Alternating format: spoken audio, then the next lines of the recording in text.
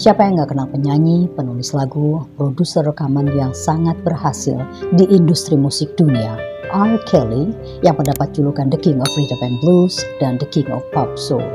Baru-baru ini Kelly mendapatkan hukuman penjara selama 30 tahun, dan kira-kira apa pelanggaran hukumnya sehingga dia mendapat hukuman seberat itu? Mari kita sama-sama ikuti kisahnya, bagaimana perjalanan hidupnya sampai dia terlempar di Hotel Rodeo. Robert Sylvester Kelly lahir di Chicago Selatan di Rumah Sakit Lying In di Illinois pada tanggal 8 Januari 1967. Dia memiliki 3 saudara tiri, kakak tirinya yang perempuan adalah Teresa, lalu abangnya Bruce dan adiknya Carrie. Ibunya, Joan Kelly, adalah seorang guru dan anggota gereja baptis yang sangat taat. Tak jelas siapa identitas daripada ayahnya yang absen dari kehidupan Kelly. Dengan kata lain, Kelly nggak pernah mengenal siapa ayahnya. Waktu Kelly berusia 5 tahun, ibunya menikah dengan Lucius, seorang pria yang bekerja untuk satu maskapai penerbangan. Ketika ibu dan kakek neneknya nggak ada di rumah, Teresa, kakak tiri Kelly, ditugaskan menjaga adik-adiknya. Tapi bukannya menjaga, Teresa malah memanfaatkan kesempatan itu untuk melecehkan adik-adiknya, Kelly dan Carrie. Ini terjadi bertahun-tahun sejak Kelly berusia 8 sampai 14 tahun. Selain dilecehkan oleh kakak tirinya, Kelly juga sering dilecehkan seorang pria dewasa yang merupakan teman keluarga. Kelly yang waktu itu masih kecil begitu takut dan malu untuk melaporkan hal itu kepada ibunya. Ini dia ungkapkan dalam autobiografinya Solar Coaster tahun 2012. Dari kecil Kelly sudah menunjukkan bakat menyanyinya dan dia sudah menyanyi di kor gereja sejak umur 8 tahun. Pada bulan September ketika umurnya 13 tahun, Kelly mendaftarkan diri di Kenwood Academy. Ini semacam pencarian bakat tingkat SMP yang dilakukan di Hyde Park di daerah lingkungan rumahnya. Dan di situ dia bertemu dengan seorang guru musik, guru menyanyi bernama Lena McLean yang mendorong Kelly untuk menyanyikan lagu klasik Stevie Wonder, Ribbon in the Sky. Kelly yang pemalu mengenakan kacamata hitam diantar ke pentas dan dia menyanyikan lagu tersebut. Dia berhasil keluar sebagai pemenang nomor 1. Lena McLean yang melihat bakat menyanyi Kelly yang begitu menonjol lalu mengencourage Kelly untuk berkonsentrasi pada musik dan meninggalkan tim basket sekolahnya. Awalnya Kelly nggak suka dengan ide ini karena dia begitu suka dengan permainan bola basket dan dia ingin menjadi seperti Michael Jordan, pemain basket kesayangannya itu. Tapi setelah dia berhasil memenangkan juara pertama dalam pencarian bakat, dia pun merubah pikirannya. Kelly yang menderita disleksia atau satu kondisi di mana dia nggak bisa membaca ataupun menulis, meninggalkan sekolahnya. Dia berhenti sekolah, lalu pergi mengamen di stasiun di kota Chicago. Tahun 1989, ketika Kelly berusia 22 tahun, dia membentuk band bersama teman-temannya. Nama band tersebut adalah MGM, Musically Gifted Men, atau sering juga disebut Mentally Gifted Men.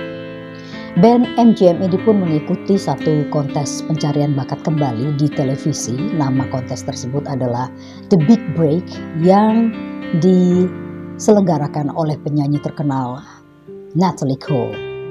All My Love. Here are R. Kelly and MGM.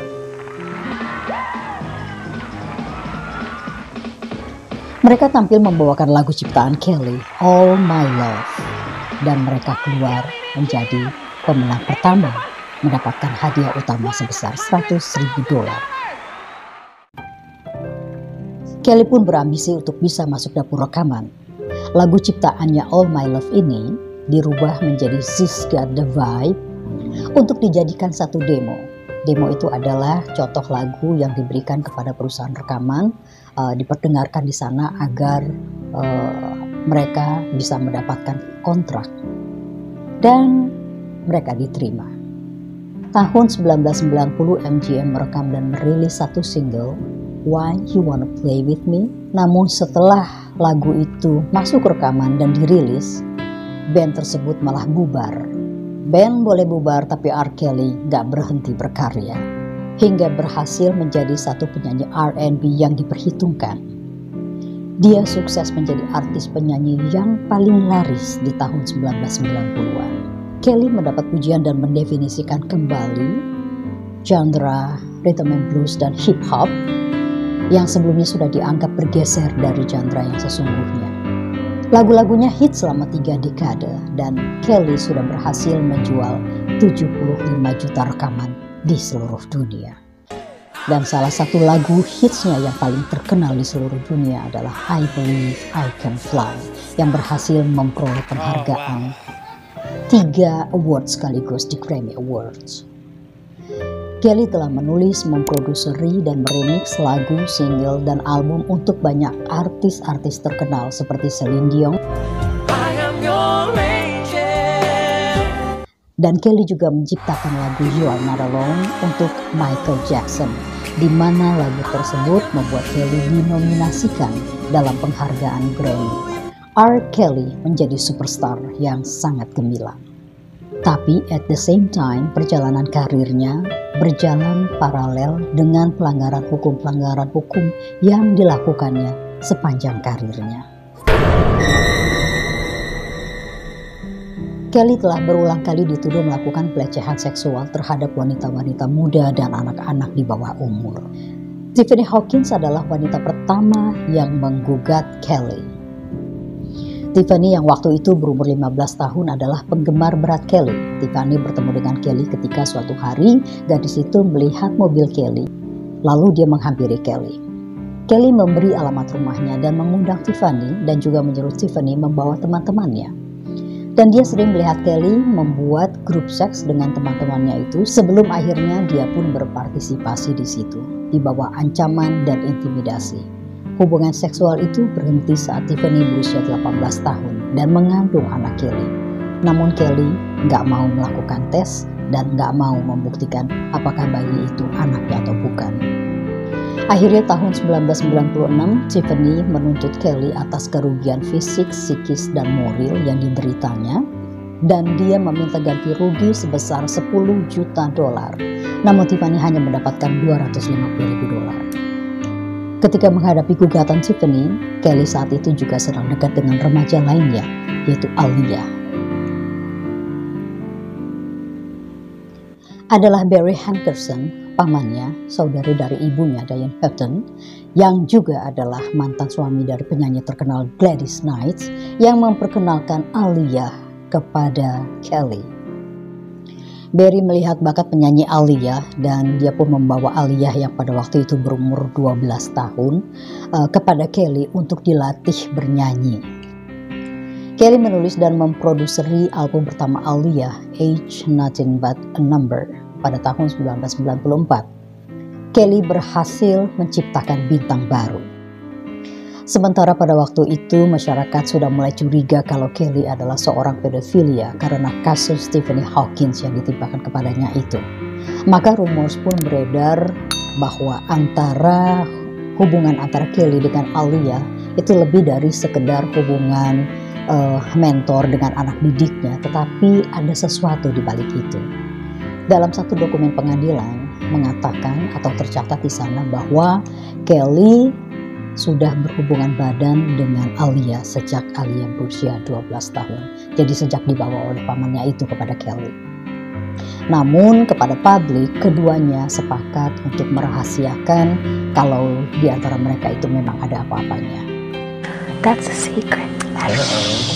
Akhirnya rumor yang beredar itu terbukti bahwa itu bukan cuma sekedar rumor, karena akhirnya Kelly menikahi Aaliyah tahun 1994. Tapi perkawinan tersebut membuat orang tua Aaliyah, Diane dan Michael Houghton berang karena anak mereka belum cukup umur untuk menikah. Aaliyah masih 15 tahun. Bagaimana pernikahan itu bisa terjadi? Ternyata Kelly menyogok petugas catatan sipil agar menuliskan usia Aaliyah 18 tahun pada dokumen surat izin menikah agar mereka bisa menikah tanpa seizin orang tua.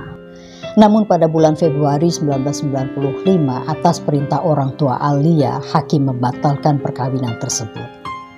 Belakangan terungkap bahwa pernikahan tersebut dilakukan karena Alia sudah mengandung dan Kelly menikahinya bukan untuk bertanggung jawab, tetapi sebaliknya justru dia tidak menginginkan bayi tersebut. Dengan menikahi Alia, Alia bisa menggugurkan kandungannya tanpa seizin orang tua karena usianya sudah 18 tahun, ya, usia yang di markup sebenarnya karena usianya sudah 18 tahun dan dia sudah menikah. Jadi itulah skenario jahat yang dilakukan oleh Kelly terhadap Alia. Namun Kelly beruntung karena orang tua Alia tidak memperkarakan persoalan tersebut ke jalur hukum. Alia juga happy bisa lepas dari cengkeraman seorang pedofil.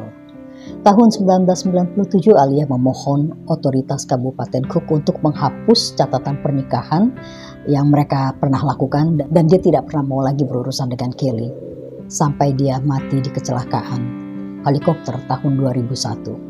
Sejak gugatan pertama oleh Patricia tahun 1994 dan dianulirnya pernikahannya dengan Alia, Kelly masih saja berurusan dengan hukum.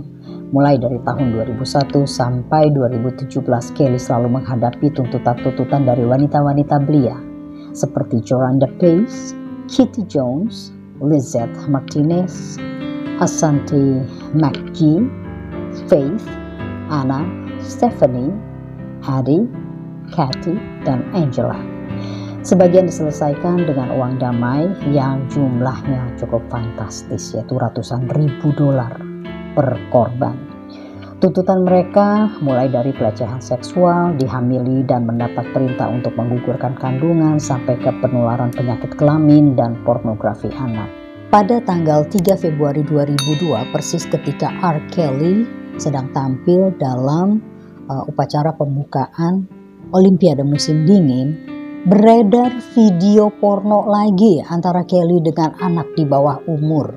Akhirnya untuk pertama kalinya R. Kelly dijemput polisi di kediaman mewahnya dan dia didakwa dengan 21 tuduhan, termasuk pelecehan anak dan pembuatan video pornografi anak.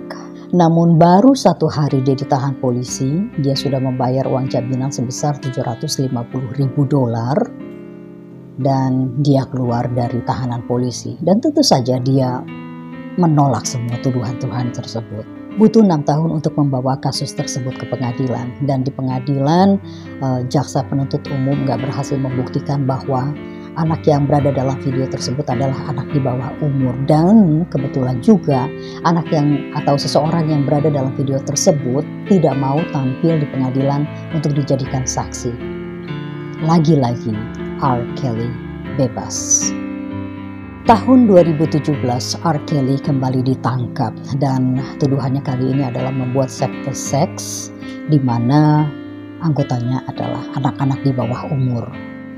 Anak-anak tersebut disekap di rumah Kelly dan dikendalikan hidup mereka dan mendikte mereka apa yang harus mereka pakai, apa yang harus mereka makan, siapa yang harus mereka temui, bagaimana mereka berhubungan seks satu dengan yang lainnya, dan juga terhadap dirinya. Dan semua itu kembali divideokan oleh R. Kelly.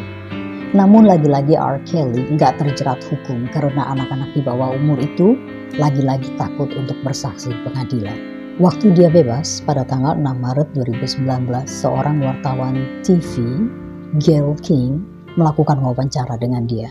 Have you ever had sex with anyone under the age of 17? No. Never? No.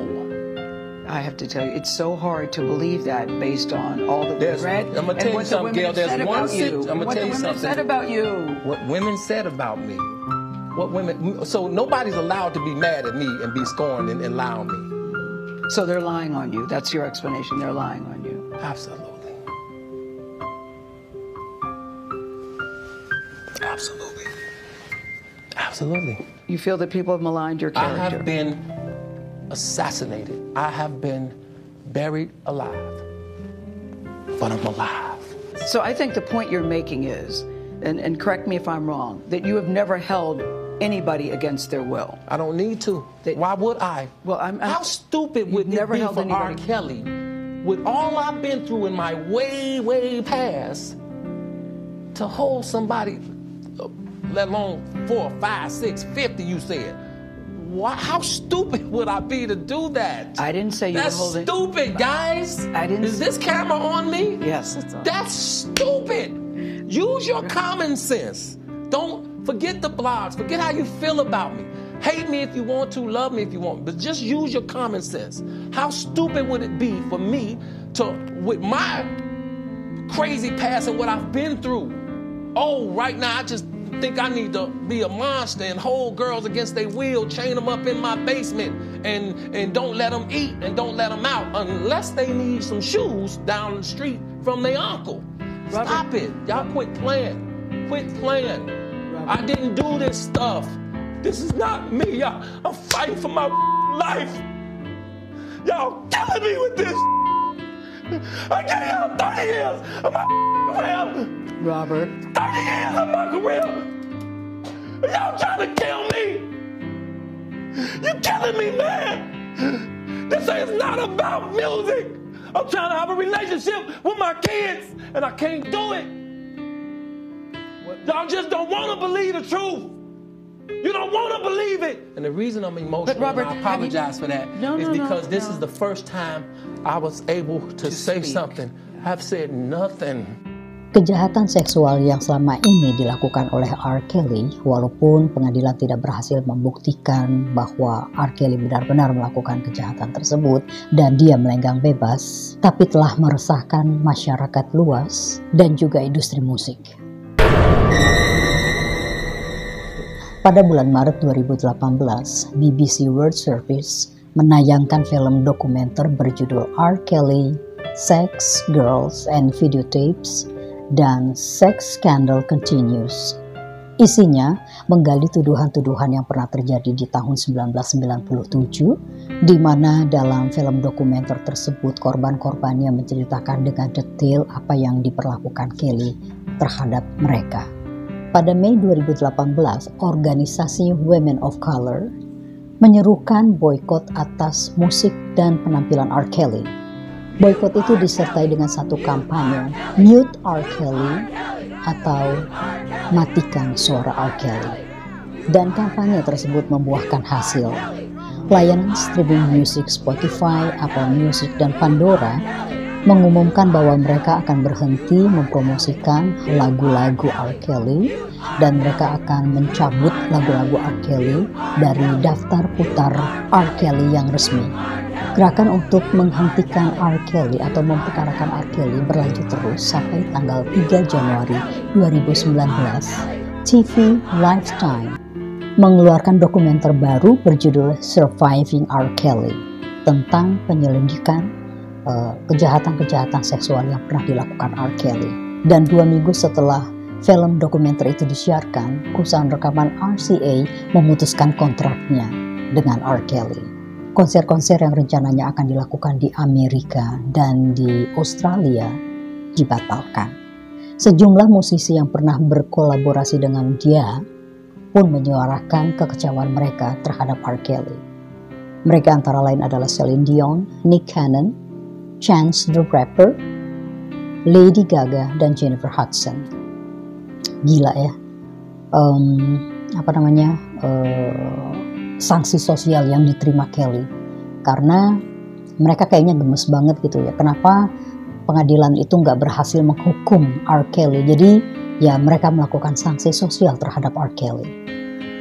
Dan di sekitar waktu yang sama, pengacara sang bintang, humas, dan asisten pribadinya berhenti bekerja buat Kelly. Pada bulan Februari 2019, 1 bulan setelah film dokumenter Surviving R. Kelly disiarkan, seorang pengacara terkenal Michael Avenatti menyatakan bahwa dia menerima satu video sepanjang 26 menit 39 detik, di mana dalam video tersebut terlihat kalau R. Kelly melakukan beberapa adegan seks dengan seorang gadis yang di bawah umur, yang belakangan diketahui gadis itu berumur 14 tahun.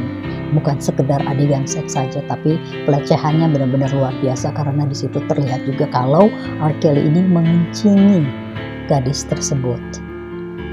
Avenatti menyerahkan video tersebut kepada polisi. Beberapa minggu kemudian Kelly pun didakwa di Chicago dengan 21 tuduhan yang dilakukan dari tahun 1998 sampai 2010. Kelly melakukan pelecehan seksual terhadap 2 remaja laki-laki pada waktu pelecehan itu terjadi mereka masih remaja, dan terhadap 20 anak-anak remaja di bawah umur, dengan bukti termasuk video yang ada di tangan Michael Avenatti. Kelly pun ditangkap. Hakim menetapkan uang jaminan sebesar $1 juta. Namun lagi-lagi Kelly membayar uang jaminan yang sebesar $1 juta itu, dan dia pun bebas kembali, hanya 3 malam saja di penjara. Walaupun Kelly bebas karena sudah membayar uang jaminan, namun proses hukum terus bergulir. Tanggal 20 Juni 2019, kali ini kota New York mendakwa Kelly. Gak tanggung-tanggung, yang nangkep dia bukan cuma sekedar polisi biasa, tetapi polisi federal atau FBI. Kelly menghadapi 18 tuduhan, termasuk eksploitasi seksual anak, produksi pornografi anak, perdagangan seks atau sex trafficking, penculikan, kerja paksa, pemerasan, dan menghalangi pengadilan. Dan hakim menolak untuk menentukan uang jaminan kepada Kelly. Akhirnya pada tanggal 29 Juni 2022, hakim menjatuhkan hukuman 30 tahun masa penjara buat Robert Sylvester Kelly.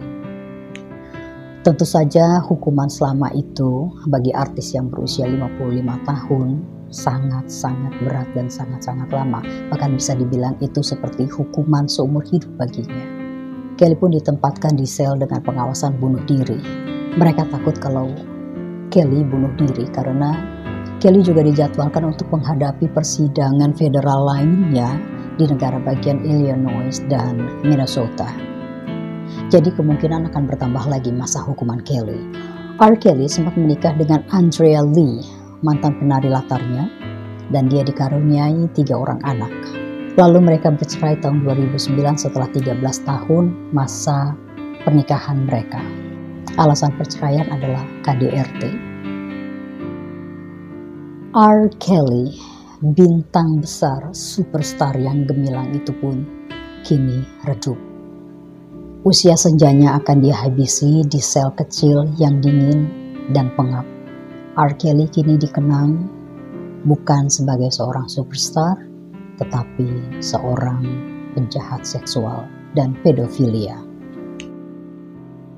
Baiklah, sampai di sini kisah superstar R&B yang sudah kehilangan cahayanya, R. Kelly. Saya ucapkan terima kasih untuk Anda yang sudah tune in sampai dengan selesai video ini. Dan untuk Anda yang belum subscribe, silakan subscribe, nyalakan loncengnya jadi Anda tahu apabila saya merilis konten-konten yang baru. Jangan lupa juga di share, please. Dan saya ucapkan sekali lagi terima kasih atas dukungan dan bantuan kalian selama ini. I love you all. Bye. Mwah.